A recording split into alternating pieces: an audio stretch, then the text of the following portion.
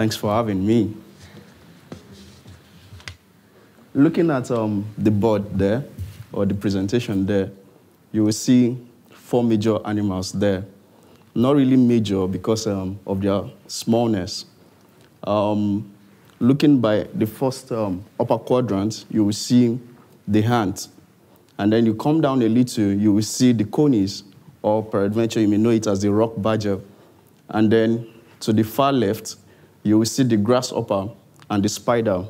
And if I'm to ask you, what is the 2 things that is actually unique about them, I will tell you that the answer would be that all these animals are actually very small. And of course, we know that being small is actually a limitation. I'm so sure that not all of us here would actually want to be that size. Of course, we wouldn't want to be. And so, but there's another stuff that is actually unique about these animals. And what is that stuff that is unique about them? They've been able to survive. Even larger animals like the dinosaur and even much bigger animals have not been able to survive over the years. But these ones have been able to survive. And so what has made them actually survive? The answer is simple. They're extremely wise. And it is this wisdom that have made them survive that I want to actually share with you today.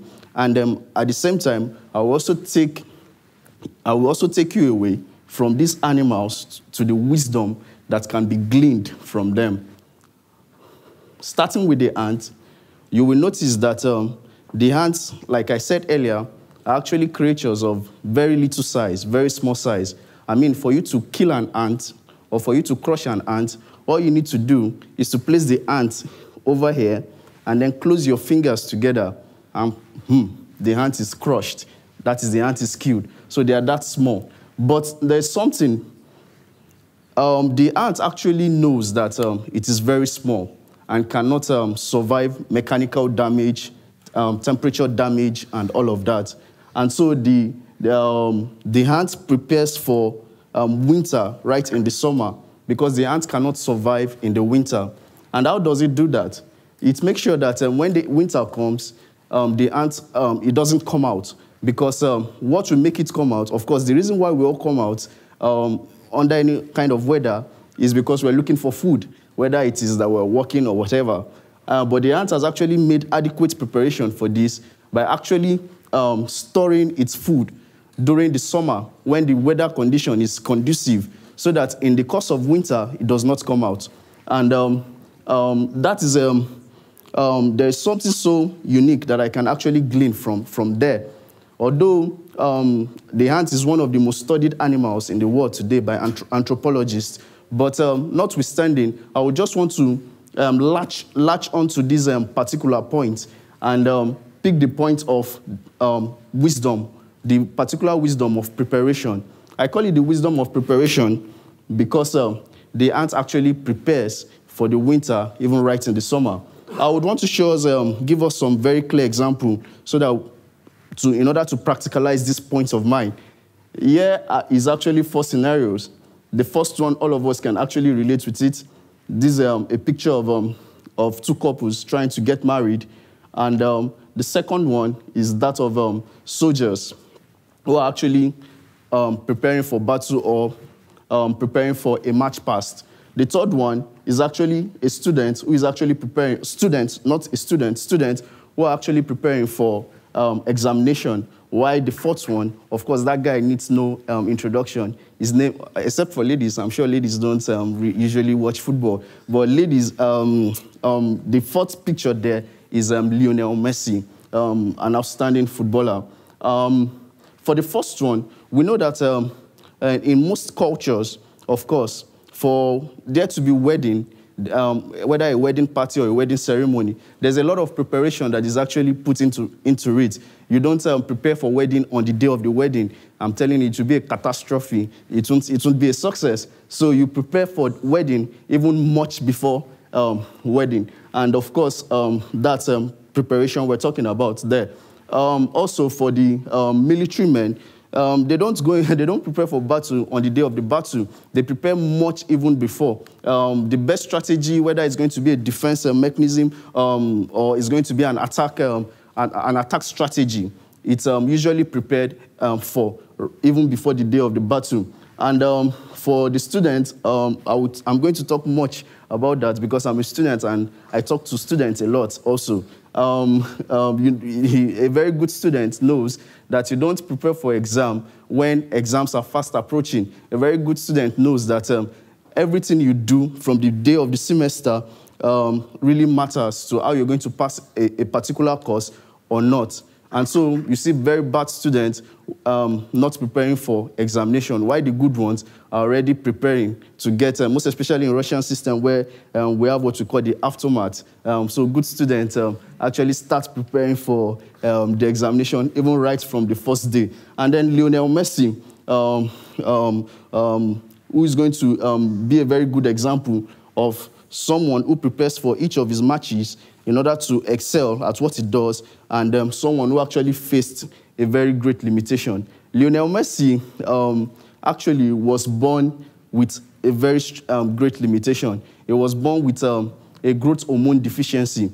As a matter of fact, what that actually means is that he was born to be very small. But thank God for the aid of medical intervention, which was actually provided by the Barcelona Football Club. He was able to get a therapy that actually took care of that. And but notwithstanding, even as at that, Messi is not as tall as Cristiano Ronaldo or as tall as Clarence Seedorf or some of those great players. He's still very small in size. But Messi has, one of the things Messi does to actually be the best at what he does is that he doesn't take any match. He takes every match seriously. He prepares for each of his game like very serious. And I can tell you that everybody knows Messi in the world today. I mean, to have 5 Ballon d'Or, that's FIFA Best Player Award, is not an easy task.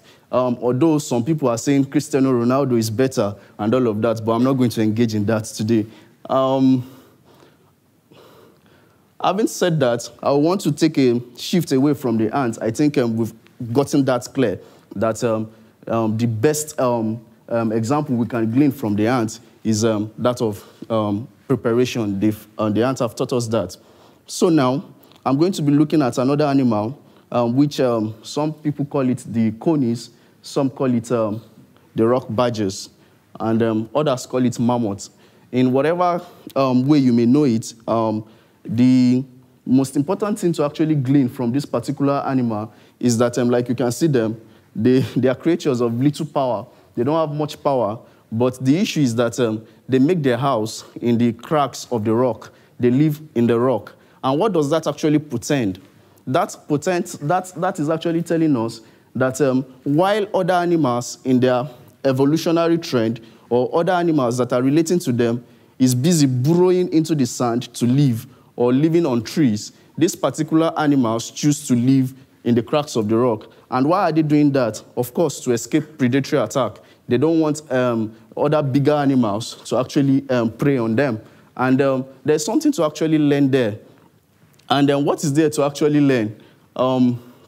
What is there to learn is that we must learn the wisdom of building a solid foundation. All our dreams, all our hopes and aspirations, as well as our expectations, must be anchored on a solid system. Because no matter how big a building may be, like this building is big enough, if you look at it from outside, you will notice that without a solid foundation, to give this building like 2 or 3 years, it's going to fall like a pack of cards. And so these animals is teaching us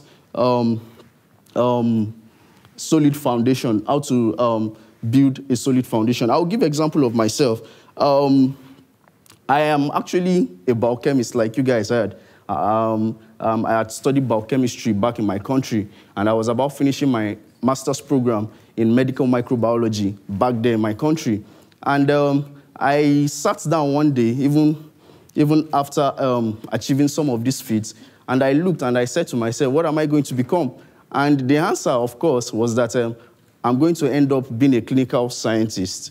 And of course, that's a very good, that's a good thing to become. That's not bad at all. I mean, being a clinical scientist, it's a great stuff. But I needed something much more than just staying in the research laboratory. I needed something that will propel me to practicing what I've learned, to transforming my knowledge into practicality, not just staying in the lab. And for me to achieve that, of course, involves me going back to medical school and studying medicine. And of course, that's the only way I can anchor my dreams, my aspirations, my hope and expectation of helping people with the practical knowledge of science that I've already acquired over the years. And of course, that is not too easy to actually do. But somehow, I found a way around it. And learning the wisdom of the rock badger, I decided to anchor my dream on a solid system. And behold, that's why I'm here in Siberia, particularly Siberian State Medical University, studying medicine so that I can be able to help more lives out there. So if the summary of this basically is that the rock badger is actually teaching us to build our dreams on a solid system. Next, particularly, is the locust. The locust. What's so particular about the locust? I'm sure that if there's any farmer here, hearing the word locust would not be such a good thing for the farmer, because locusts are synonymous with destroying agricultural products and all of that. But I wouldn't want to look at the locust from that particular angle. I would want us to look at the locust from a different angle. Particularly, the locusts have a phase called the swarming phase, or the gregarious phase. Now, this swarming phase involves the locust actually moving in groups to go and cause whatever they want to actually cause, with peradventure destruction of agricultural products and all of that. But there's something unique about the locust. When they move like that, you can't really pinpoint a leader. You can't really say, oh, this guy moving in this direction is the leader. You can't. So what is there to learn? That the locusts have this wisdom of what we call self-motivation. They don't need a leader to propel them to do what they need to do. And that is actually very important. There are so many people today that cannot actually do what they need to do, except they are being pushed around, except their mentor tells them that they should do this or do that. And that is actually not bad. But I tell you, there are times when your mentors won't be there. There are times when those external influences that you need won't be there. And that's why it's very important for you to build this inner drive of self-motivation so that you can actually get to where you need to get to. The next one, which is the last one that I will be looking at today, is the spider. The spider, I've not seen much of the spider in Russia, but in Nigeria, the spider is actually everywhere. And the unique thing about the spider is its ability to weave webs, like you can see in that picture. And so the spider actually takes hold with her hands, and before you know it, you see the spider even in king's palaces and the presidential villas. And that's something so unique and amazing, because it does this one step at a time. And the wisdom it is actually teaching us there is actually the wisdom of determination. Determination is quite different from self-motivation, because self-motivation actually has to do with you reacting to external influences for you to do what you need to do. Whereas determination involves you actually doing what you need to do, even in the face of unpleasant situations, even in the place of harsh conditions. And determination is, I've not seen anybody who is actually successful who was not determined. It's very, very important to note that. And when we're talking about determination, a very practical example that I can think of was this guy here. This guy here. His name is Thomas Edison, one of the greatest inventors of the 20th century, or peradventure 19th. What's so unique about this guy? This guy tried inventing the light bulb. That's the light bulb, the one with the lamp holder that we actually know, the one in our houses. This guy tried inventing this light bulb for close to about 1,000 times. That means the 999 times he was trying to get this light bulb to function, he failed at it. But I tell you, I'm not so sure myself or anybody around there would want to even do that for more than 9 or even 8 times. Even me, I would have given up most likely at the 4th time. But with determination, Thomas Edison never gave up. He made sure that until he achieved his dream, nothing could hold him back. And that's what determination actually do for us. When you sleep with determination, you will definitely, it's a must, you will definitely wake up with satisfaction. So by and large, I've basically talked about 4 keys. I've unveiled 4 keys. I've not talked about animals per se. Don't think my TED Talk was actually about animals. My TED Talk was actually about unveiling 4 keys that when you have access to them, success becomes inevitable. And these 4 keys are basically the key of preparation, the key of self-motivation, the key of determination, and then the key of building a solid foundation. And I tell you, when you are able to get hold of these keys, for sure, that's a Nigerian way of saying certainly success becomes, or the sky becomes your starting point. Thank you very much.